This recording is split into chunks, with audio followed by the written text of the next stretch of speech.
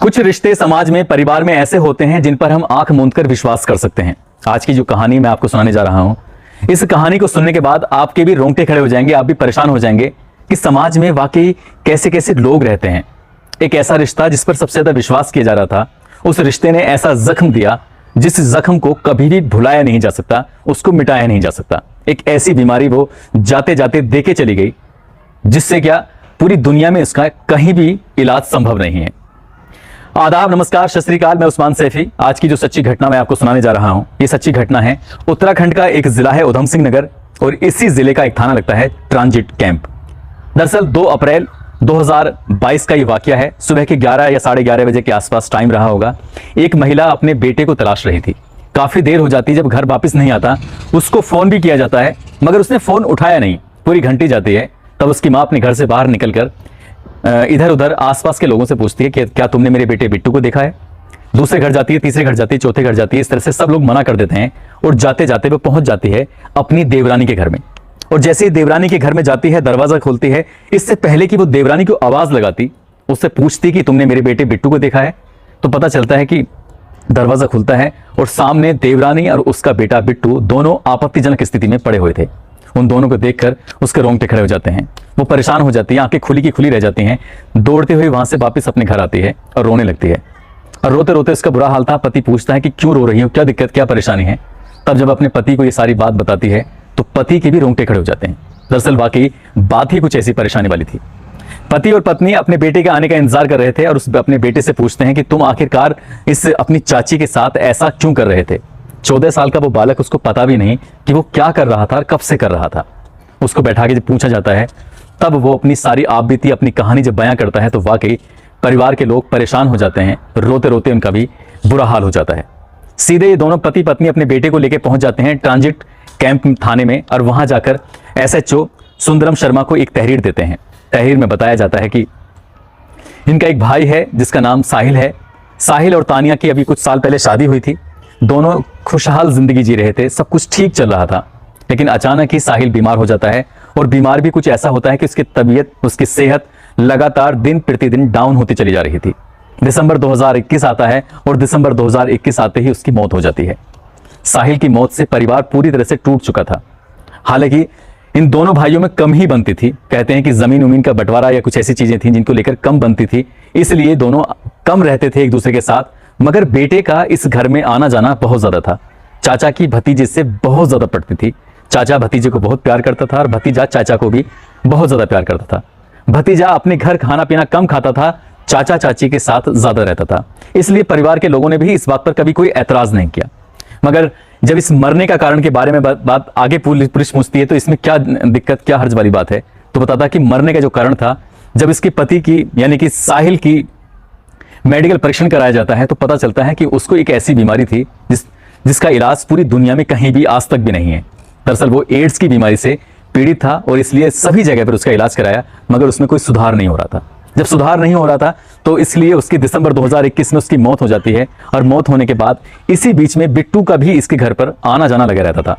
जब ये महिला अपने मायके यानी कि उत्तर प्रदेश के एक इलाका है पीलीभीत का एक गाँव लगता है पूरनपुर, जब वो पूरनपुर में आती है तो अपने इस भतीजे को, जिसकी उम्र 14 साल है, नाम बिट्टू है, उसको अपने साथ लेकर मायके आ जाती है। और पुलिस की पूछताछ में जब पता चलता है कि बिट्टू के साथ पहली बार जो संबंध बनाए गए थे वो साहिल की मौत के बाद यानी कि मायके में बनाए गए थे।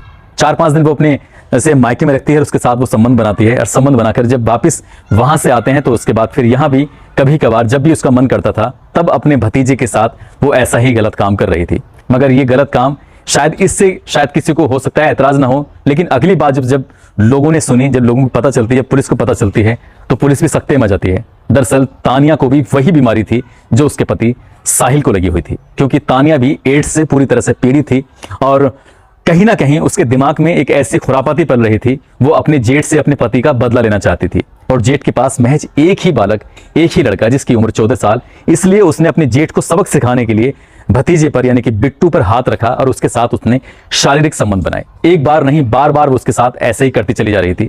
और जब ये बात उसकी मां ने यानी कि 2 अप्रैल 2022 को अपनी आंखों से ये वाकया देखा, वो दृश्य देखा, तो उसकी मां की आंखें खुली की खुली रह जाती हैं। परिवार के लोगों का हाल बुरा हो जाता है। और जब इस बात का मुकदमा दर्ज कराया जाता है, साथ ही इस तानिया को मेडिकल परीक्षण के लिए जब भेजा जाता है तो इससे क्लियर हो जाता है कि उसको भी वही बीमारी थी जो बीमारी उसके पति साहिल को थी। फिलहाल पुलिस ने इनके खिलाफ मुकदमा दर्ज कर लिया है, तानिया के खिलाफ वही बलात्कार की धाराओं में, और साथ ही उस पर पोस्को एक्ट की धाराएं लगाई गई हैं। उसको जेल भेज दिया गया है और साथ ही जो उसका भतीजा है यानी कि बिट्टू, जिसकी उम्र 14 साल है, उसका भी मेडिकल परीक्षण कराया गया है।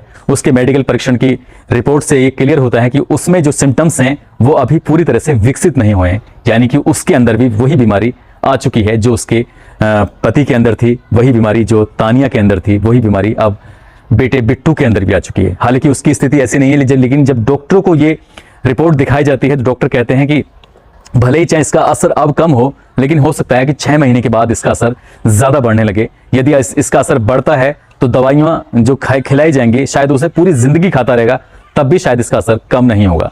ऐसा ना हो कि हो सकता है कि बिट्टू को अपनी जान गंवानी पड़ जाए। इस मामले में परिवार वालों की तहरीर के आधार पर पुलिस ने जो मुकदमा दर्ज किया है, साथ ही पुलिस जो हम वहां के सीओ सिटी हैं अभय प्रताप सिंह, वो कहते हैं कि इस मामले की जांच और भी कराई जा रही है। ऐसा ना हो कि इस महिला ने, जिसका नाम तानिया है, जिसकी उम्र 23 साल है, जो बेहद खूबसूरत है, कहीं इसने किसी और के साथ तो ये संबंध नहीं बनाए हैं, कहीं ये बीमारी किसी और को तो नहीं परोस दी है।